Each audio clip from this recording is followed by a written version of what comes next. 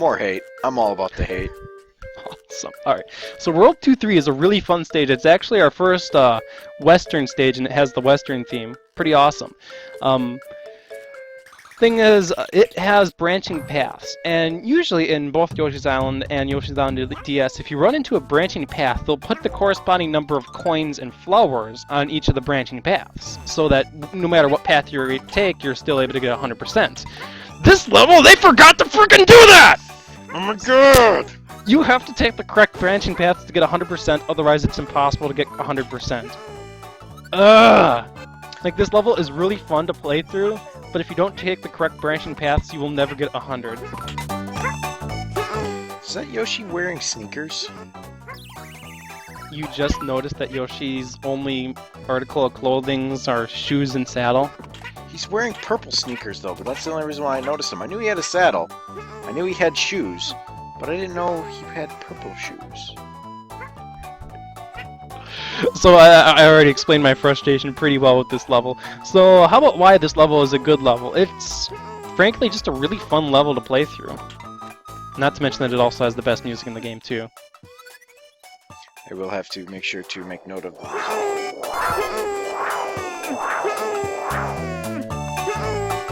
It's also a primarily Baby Peach level with a lot of wind. That isn't why it's a good level though. Another thing you may see is those number platforms, a carryover from the original Yoshi's Island, in that when you step on them, they decrement by 1 on their counter, and if they get 0, the platform disappears. Oh no! Those things, like here, they're just there to be there, but later on this level, and very often what the Yoshi's Island series does is they like dicking you over with those platforms, like giving you a big line of 1s, and you have to use those platforms correctly, otherwise you're not able to continue on. Or just flutter like crazy and try to pass it. That's what normally happens too. When you mess up, you gotta start fluttering like crazy. Oh my god, flutter! Flutter! Flutter! No! So those last couple of platforms, other than the fact that there was a grace flower that I could have activated in case I blew away all those platforms, is a great example of the game dicking you over with those stupid number platforms. Stupid game. Alright, so you see that upper path there? Yes. Don't take that upper path. Even though it's the more difficult path to take, it's the alternative path that doesn't allow you to collect everything in the level. Do not take this path. Access denied. So the easier path to get to after I get the character coin here is actually the path that allows you to get 100%. Once I get down to there.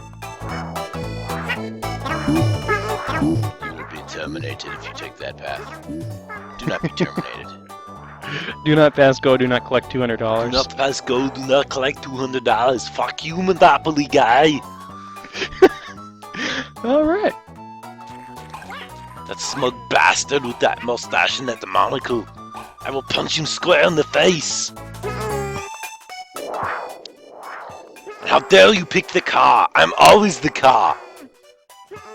So you may see those things there. Let me quick look up their name. Darn it, I thought I had their name memorized and I didn't. I was gonna say they're like squirrels, but not squirrels. They're little wind things. Gusties, that's their name. Gusties. Gusties. They look like bags flying in midair. They're squirrels. If they hit you, you lose your baby. So even though, you know, they look innocent and everything, they are actually really annoying. I just thought of another ironic thing. If you give a bag a baby, or if you give... Wait, I just said that backwards. Blah, blah, blah, blah.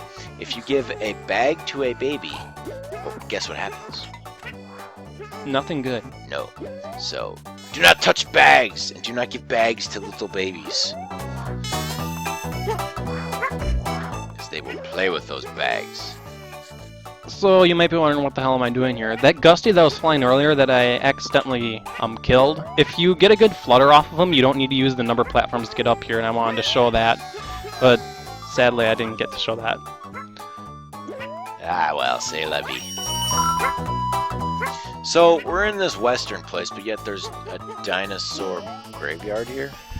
Dinosaur bones all over the place. Yoshi would be quaking in his boots. I mean, he's in a graveyard of dinosaurs, his fellow kin. He should be mourning their loss. not jumping on their skeletons with a baby on their back. Hello, Sheila. Oh, Sheila! Oh, I've been missing you, Sheila. I didn't know you were in this episode. And yes, I'm aware of the consequences of me calling her Sheila. Because there is a Sheila that's been in Spyro the Dragon. And I actually like that kangaroo. She was pretty good in that game. But I like this Sheila better. She jumps really friggin' high. And she actually has some magical abilities to flutter in the air. Which I have no freaking idea how she's managing to do that. Aww. Oh, it's already over. I didn't get to say that the second Sheila area has a couple more instant death pits, but that's about it. The world may never know. And that's honestly all I said. Anyway, here's another example of the game taking you over. So there's a whole bunch of Gusties flying around this area along with number 1 platforms. So you gotta get through this area without falling off the platforms to get these coins and a flower up here. You might be able to get them with some really good off-screen egg throwing, but I've never done that before. Did you just eat a bag? Yes, you can eat them and turn them into an egg. How the hell does that work? If they're a paper bag, how are you turning a paper bag into an egg? I think the game tries to imply that the Gusties are literally air, so I'm turning nothing but air into an egg. But that's not an egg, that's just a coating, or like a barrier of a shell. It's just a shell. The shell is a lie. Takes energy to make eggs. It takes Alright, eggs to so make here's another branching paths parts. This first part isn't too bad, because no matter what path you go up, there's a way you're able to drop down there to get the flower. But then there's this next part here, where the more difficult path is on the left. As you can see there, there's a little bouncy ball. The bouncy ball is what the up arrows allow you to bounce upward even higher. The thing is, there's a little clay mound that it has to land on, and if it falls all the way down, you're not able to get up there. So I go through all this effort to go take the harder path for a good reason. Because when you start on the harder path, you're able to go to the other path through here, through this door. But let's show you here. The harder path has a couple of coins. Yay.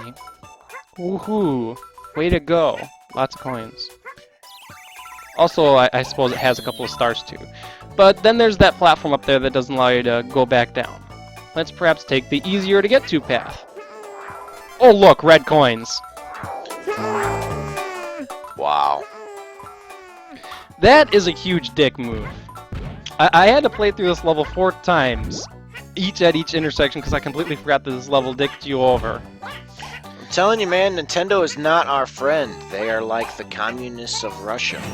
They want you to believe that their products are superior, and then wham, they dick you over on the levels. You want to know a secret? What's the secret? Nintendo employees and programmers, they're robots. They're not real people. They are robots. They are programmed to dick us over. That is so true.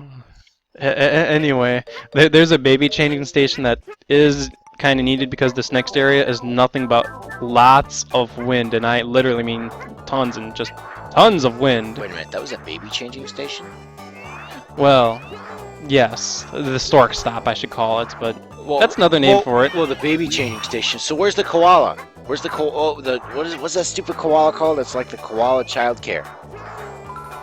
You know what it's like whenever you go into a public place, you like in the men's bathroom or like the women's bathroom, they've got like a koala care thing. Yeah, I've seen those before. I know. Why not make it a koala? I like those things. Those things are cool. At least. CBS cares. Okay. I bet you everybody now thinks I'm weird. Evil Pop-Tart thinks those koala care things are cool. Why? Why do you think those are cool? Oh, they're just convenience, I guess. Right below the exit is the flower. Ooh. And along with them, 2 1-ups. Nice. If I can. 2 up. So the last thing I need to do is get back up to 30 stars. Which, since there's no more normal stars in the level, I gotta get some red eggs and hit an enemy. Which I could have just hit a Shy Guy, but I decided to hit the Lakitu instead. Sweet revenge, because he was the guy who got me to 29 stars. Kill the one, kill them all. Kill it with fire. I like that better. I like that idea better. So this stage, it's a fun stage to play through, but God bless your heart if you take a wrong path, because that is so aggravating.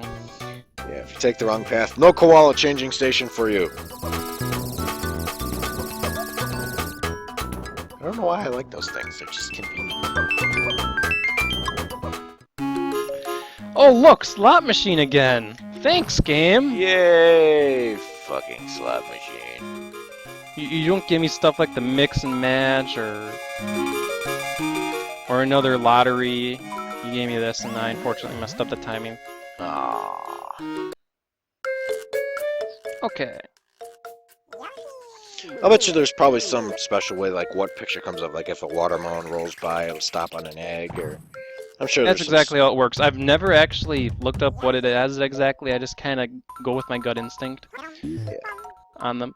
But in here is another castle level. This castle level is kind of Ghost House-like, actually. In that the boss, along with a lot of the enemies, are ghosts. Yay! Let's introduce ghosts to babies and scare the crap out of them for the rest of their lives. I suppose I've never shown this before, but if you enter a level with a full supply of red eggs, you're able to get up to 22 stars pretty easily right off the bat. And since almost every level, matter of fact, I think every level has a midway point, that means you could have 30 by the first midway point if you did that. Expect to see me doing that for the secret and extra levels in this game. I would hope so. Because that's... It just makes your life a whole lot easier when you do that. Yeah, I would agree. Because then you can skip half the level. Yay! Alright. So those little blue things, blue dead piranha plants, despite the fact that they're dead, they can still eat you, and they act like all the other piranha plants in the game. If they eat you, they like hold you for like 3 seconds while your baby just flies around and cries and your star meter goes down and it's no good, and then they eventually spit you out. Regurgitation. This Yoshi doesn't taste that good. He would if he had some salt, maybe a little barbecue sauce, over some lava. You know, asteroid hitting the planet, cooking the surface like the frying pan to an egg to a frying pan. You know. So I said before, this level's kind of like a ghost house. You'll love this. I am eating furniture. You are eating furniture and turning furniture into eggs? Yes. What the hell are you? Yoshi? No. So define a Yoshi, because all the lizards and mammals that I know that eat furniture don't shit out eggs after the fact. Define Yoshi. Cute, cuddable little dinosaur commonly found in the Mario Brothers series. That is a lie, because it says nothing about him eating furniture, turning furniture into eggs. Alright. This little ball that we're on, it rotates when you're not on it, and it just stays still when you are on it, and will go in the direction that it is pointing. It's innocent enough, but Interesting mechanic, but it's more to be an annoyance than anything. I'm just about to say, you could probably guess that these little buggers are used over giant pits of instant death on some of the later levels. Giant pits of instant death. I like giant pins of instant death with spikes and endless pits of stuff.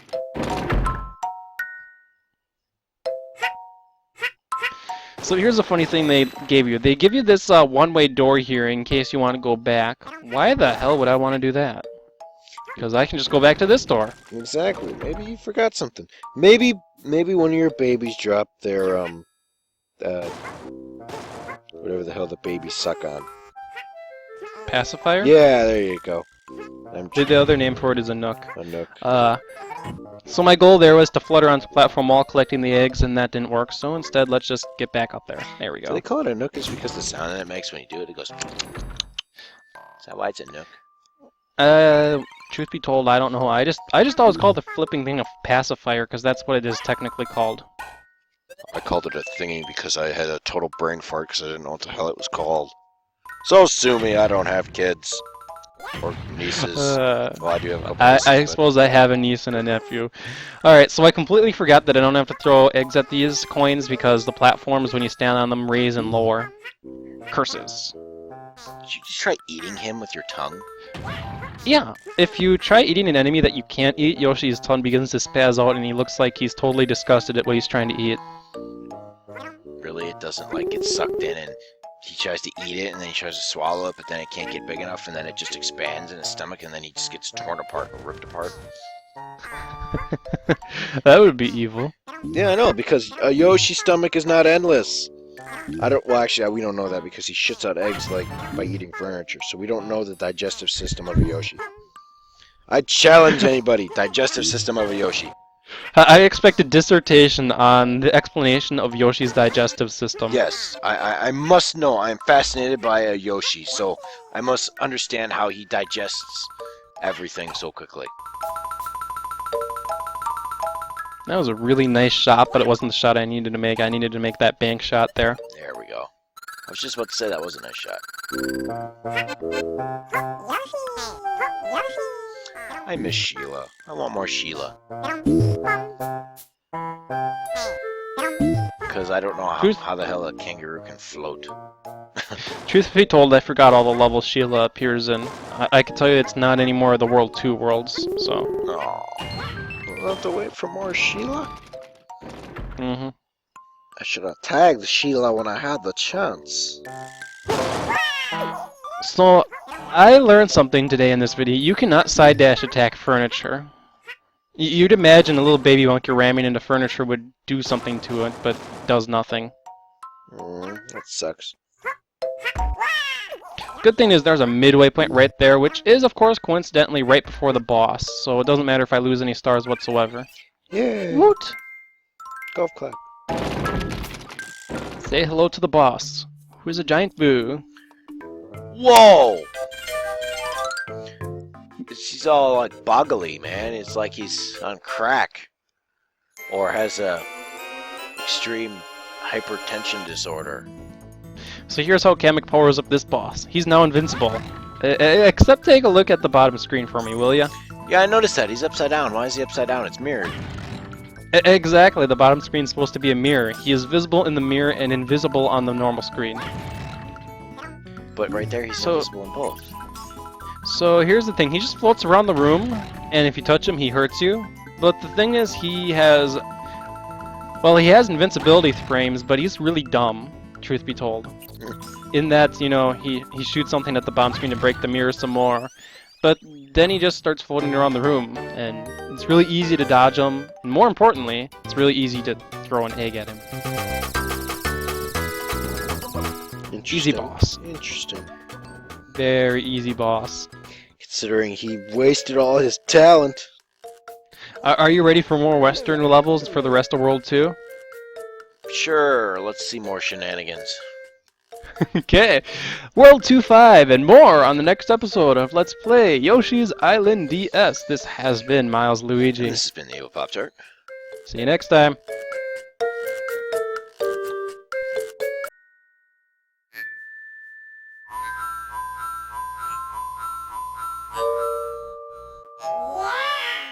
Nice shot!